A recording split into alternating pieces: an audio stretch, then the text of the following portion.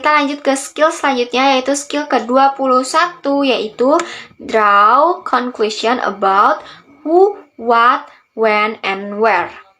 Nah, strategi ini tuh mendorong kita untuk tidak dapat mendengarkan percakapan, tetapi juga mencoba memahami konteks percakapan secara keseluruhannya. Dengan memperhatikan detail-detail kecil dalam percakapan, kita bisa menarik kesimpulan tentang siapa yang bicara, apa yang mereka bicarakan, kapan dan di mana percakapan itu berlangsung, serta sumber informasinya mereka dalam percakapan. Nah, dengan memahami konteks, kita bisa lebih mudah menangkap maksud dari percakapan dan menjawab pertanyaan yang lebih kompleks gitu. Terus juga beberapa pertanyaan di dalam soal TOEFL itu mungkin tidak secara langsung ditanyakan dalam percakapan. Dengan memahami konteks ini, kita bisa menyimpulkan jawaban dari informasi yang tersirat gitu. Nah, kita lihat di contohnya.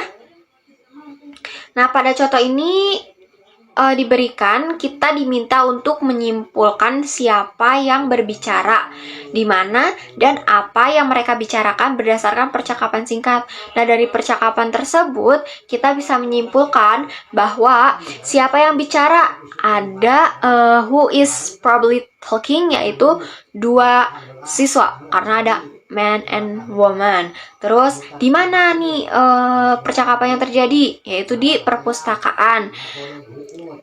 Terus karena mereka ngomongin kayak paper, terus mengerjakan dan segala macamnya. Selanjutnya apa yang mereka bicarakan yaitu tugas kuliah tentang George Washington, yaitu mata kuliah sejarah Amerika. Nah, cara menerapkan strategi ini tuh yaitu kita bisa mendengarkan dengan seksama atau perhatikan kata-kata kunci, frasa, dan intonasi pembicaranya. Terus kita juga bisa mengidentifikasi tokoh, siapa saja yang terlibat, terus juga apa hubungan mereka, dan sebagainya. Dan kita juga bisa langsung menentukan lokasi, jadi di mana percakapan berlangsung, apa juga petunjuk yang menunjukkan lokasi tersebut, kayak tadi ngomongin tugas, paper, dan sebagainya.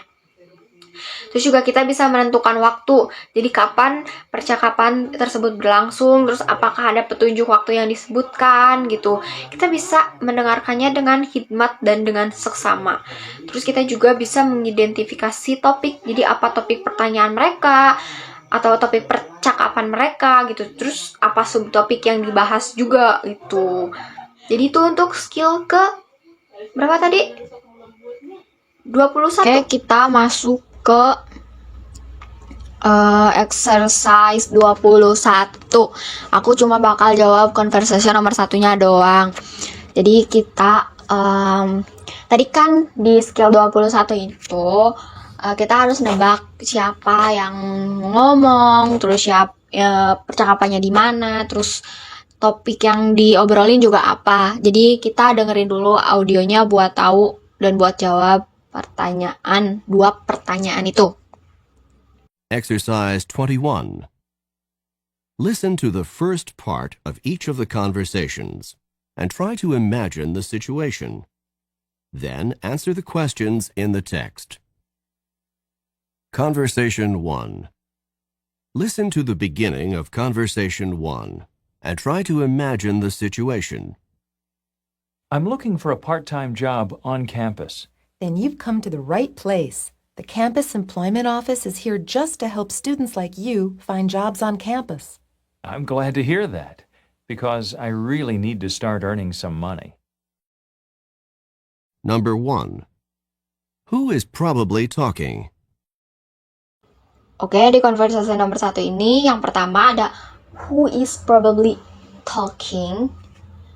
Jadi kita bisa jawab kalau yang ngobrol itu a student and employment office working atau worker. Number 2. Where does the conversation take place? Kedua, where does the conversation take place? Jawabannya in the campus employment office.